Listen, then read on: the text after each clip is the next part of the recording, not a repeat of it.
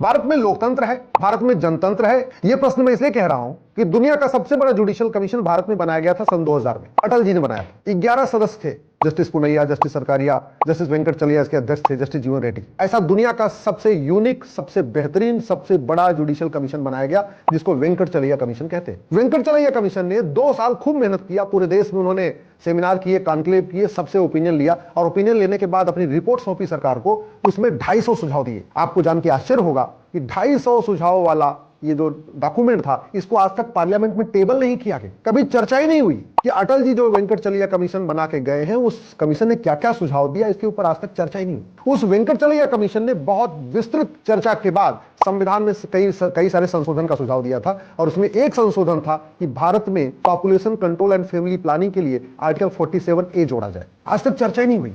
भारत की 50% समस्याओं का मूल कारण जनसंख्या विस्फोट है, इसलिए तत्काल संसद में बिल लाएं और हम दो हमारे दो तत्काल अनिवार्य करें और जो न माने उसकी नागरिकता छीनने का प्रावधान करें। यह सिटीजनशिप एक्ट है, ये 1955 में बना था। ये महाघटिया है, महासड़ा हुआ है। नतीजा यह है करोड़ों लोगों को भारतीय नागरिकता मिल गई फर्जी तरीके से, लेकिन किसी एक भी व्यक्ति की नागरिकता नहीं गई है। तो कानून में प्रावधान होना चाहिए, जो हम दो हमारे दो मानेगा वो भारत का नागरिक कहलाएगा, जो हम दो हमारे दो नहीं मानेगा उसकी नागरिकता खत्म हो जाएगी। इसलिए इस सिटीजनशिप एक्ट में ये बदलाव करना जरूरी है।